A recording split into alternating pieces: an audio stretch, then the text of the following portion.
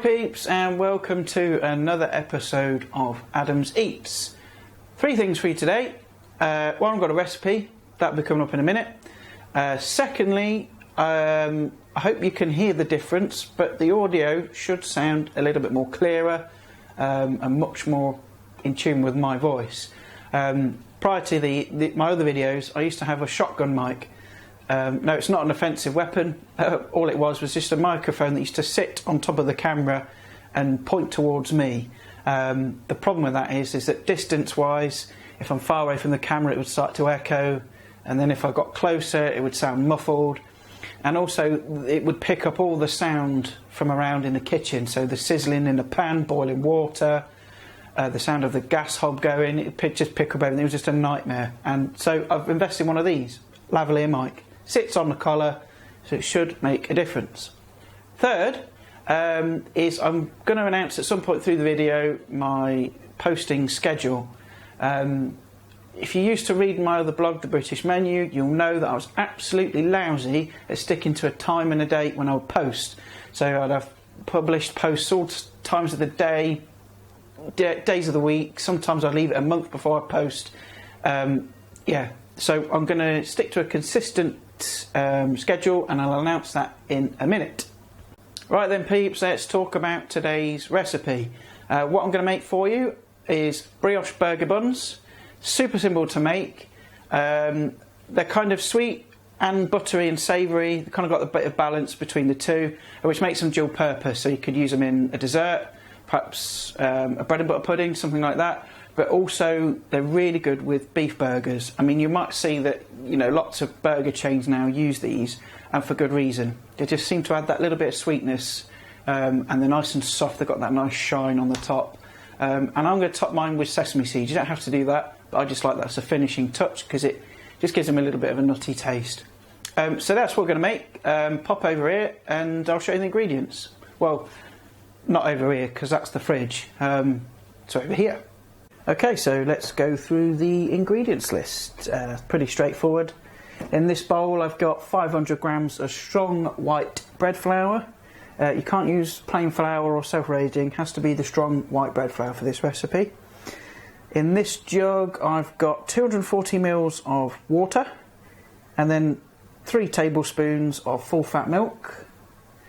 I've got 1 whole medium egg plus an extra yolk.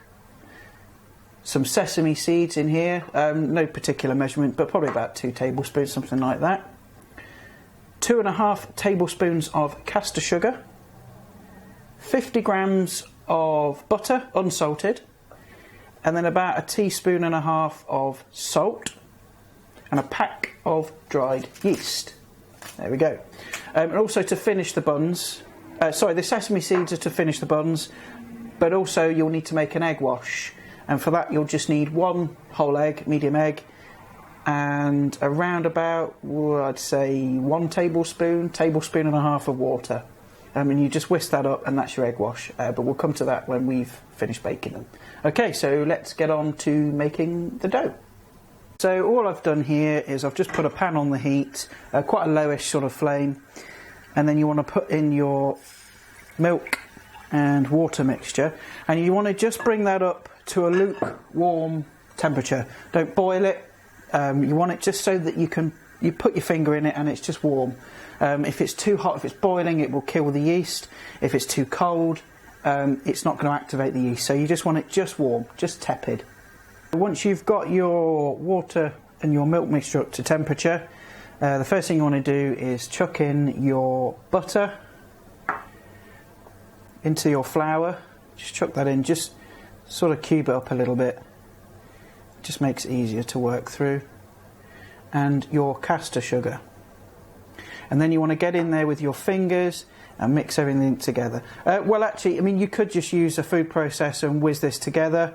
But I kind of just enjoy doing this, to be honest. It's a little bit relaxing, a bit therapeutic. Yeah, so just mix all that together until all of the butter's incorporated, and it should sort of look like fine breadcrumbs.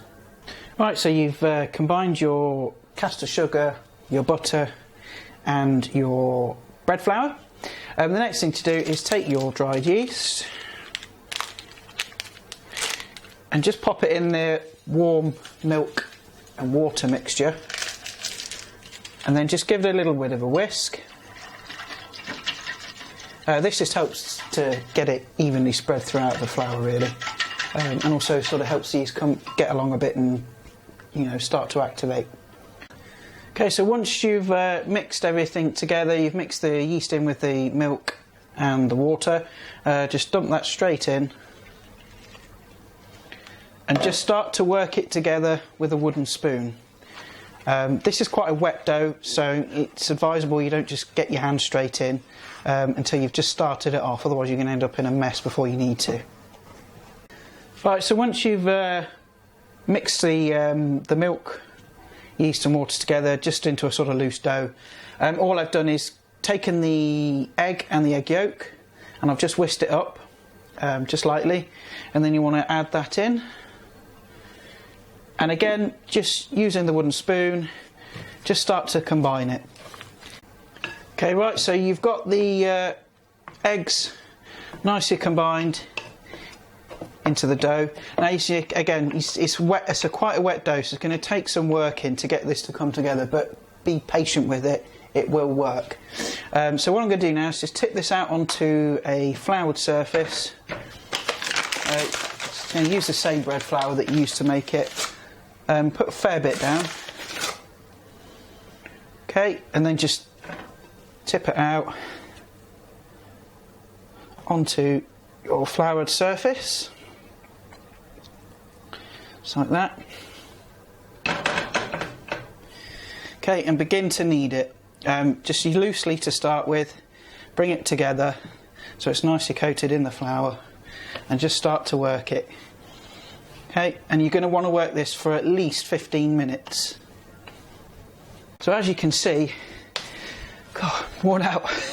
After about 5 minutes, it will start to come together now into a ball. I mean, I have added a couple of small handfuls of flour as I've been kneading, but you'll get to a point where you won't really need to do that. And when you start off, yeah, it's really sticky, it's really wet, so you'll need to add a little bit of flour to keep it from sticking. But now you can see it start to remove from the worktop fairly easy, and that's what you need to do. Continue to knead this again for another 10 minutes or so, and it should be ready. Okay, so I've been kneading this dough now for about 15-20 minutes, and as you can see, it's kind of smooth on the outside, and when you press it, it should start to spring back. I had to add a little bit more flour to the dough as I was going along. It all depends on how the dough reacts to your kitchen, your environment that you're kneading in. If it's colder, hotter, you might have to add a bit less, a little bit more, but don't be worried to add a little bit more flour to it, because it will take it, because I said it's a wet dough, so it will hold the flour.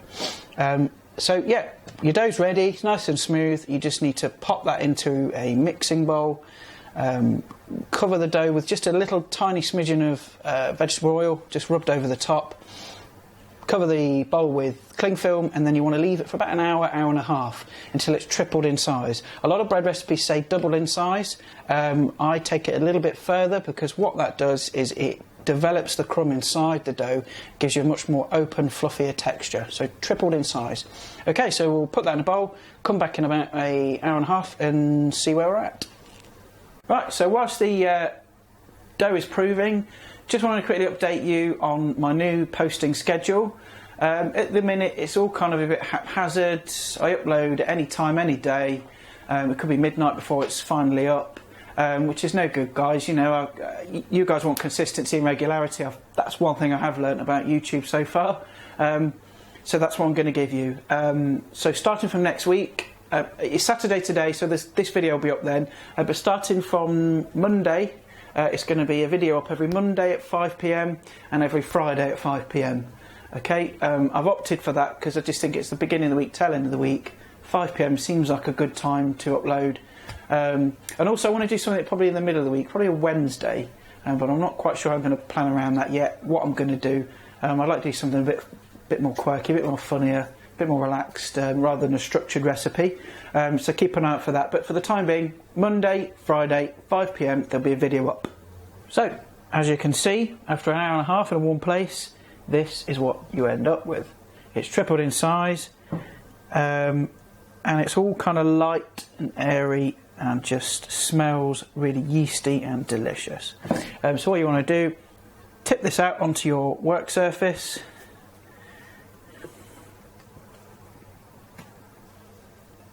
Just like that. Just lightly knead it. Form it into a ball.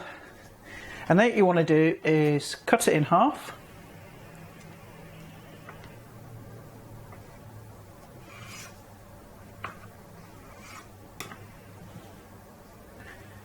So you've got 2 equal pieces, and then each of that piece in half again.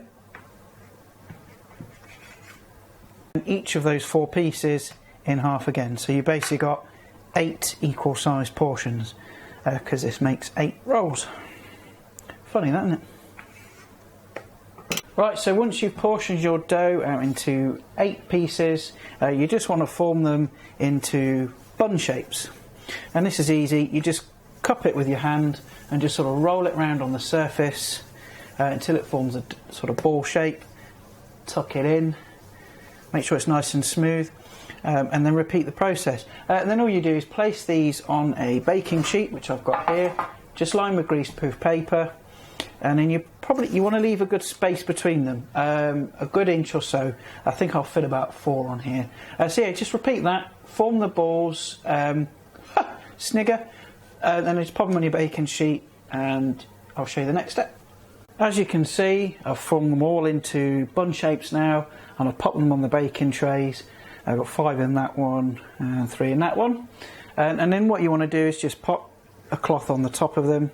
Don't use cling film, because it just kind of sticks to the buns. And you just want to just place a clean tea towel over the top and leave these for another about 30-45 minutes until they've about doubled in size, and then we'll come back and I'll show you the next step. And there we have it, folks. As you can see, I've left them for about half an hour or so, and they've doubled in size. And then all I've done is I've taken an egg and about a tablespoon of water, whisked it together, and that's your egg wash. And then all you need to do is take a pastry brush, or in this case I use a paintbrush, not one that I've used to paint my lounge with, it's a clean one. I just find that paintbrushes are easier to use than pastry brushes because they're softer bristles, and they just, I don't know, it's my personal preference. So take your egg wash and just gently brush over. So I've coated the buns with the egg wash. One thing I forgot to mention as well, about halfway before these have done their second proving, just preheat your oven to gas mark 6, which is about 200 degrees centigrade. Right, so the last thing to do really is to top these with some sesame seeds, like so. Right, so the final thing to do is just to pop these in the oven. As I said, I've preheated the oven to gas mark 6. Turn the right way around. And you want to put those in the oven for about 15 to 20 minutes. So we'll come back then and see how they get on. Okay, so after about 15-20 minutes in the oven, they should look something like this. Nice and golden brown with a sort of sheen all over the top. The sesame seeds are nicely toasted. In hindsight, I should have probably only put 4 on this tray because a couple of them are joined together, but it doesn't matter, it's fine.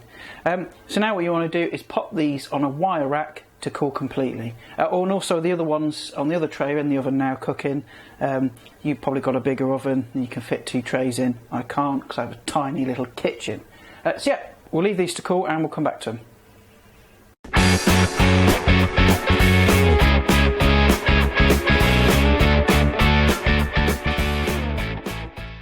Well peeps, that's the recipe done. Hope you enjoyed it. As you can see, it's pretty easy to put together. The only real sort of time waiting is in the proving really. So thank you very much for watching. Like and share, subscribe if you've not already. See you next time for another video. Thank you folks, bye.